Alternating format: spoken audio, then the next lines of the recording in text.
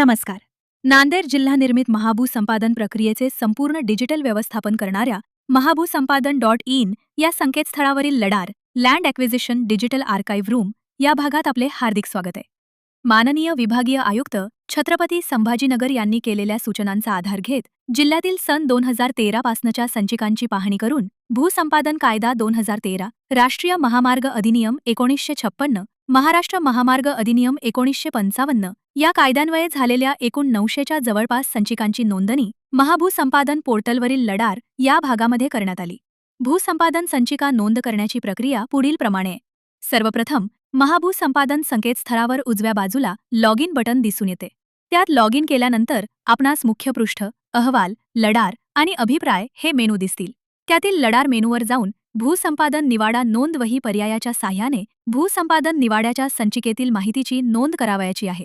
त्यामध्ये कायदा, तालुका, गाव, संचिका वर्ष, संचिका क्रमांक, भूसंपादन प्रकरणाचे नाव, संपादक संघ, अभिलेख कक्ष, रुमाल क्रमांक, रुमालमधील संचिका क्रमांक, गट संख्या, भूसंपादनातील गट क्रमांक, एकूण संपादित क्षेत्र, एकूण भूधारक, निवाडा दिनांक, निवाड्यातील भूधारकांची रक्कम, आस्थापना शुल्क, सोयी सुविधा शुल्क, आवश्यकतेनुसार एकूण घरे व घर क्रमांक इत्यादी माहिती नोंद करावी लागते.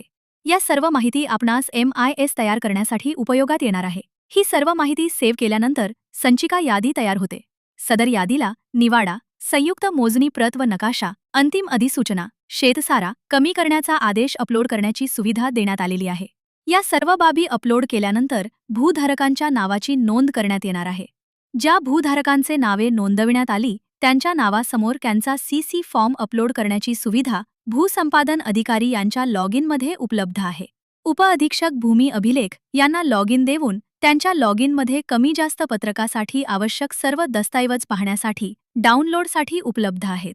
सदर दस्तऐवज पाहून त्या प्रकरणात कमी जास्त पत्रक तयार करून ते अपलोड करण्याची सुविधा देण्यात आली आहे.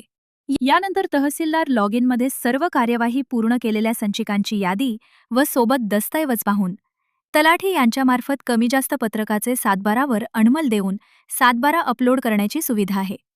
वरील सर्व प्रक्रियेचे तालुकानिहाय, संपादक संघनिहाय व भूसंपादन अधिकारी निहाय MIS सुविधा उपलब्ध आहे. फायदे: जिल्ह्यातील एकूण भूसंपादनाची अचूक माहिती उपलब्ध होते. संपादित क्षेत्रातील खातेधारक व प्रलंबित 7/12 नोंदींची माहिती मिळते. प्रलंबित कमी जास्त पत्रके व 7/12 नोंदींचा गावनिहाय आढावा घेता येतो. नोंदी प्रलंबित राहिल्यामुळे होणाऱ्या अडचणी टळतात.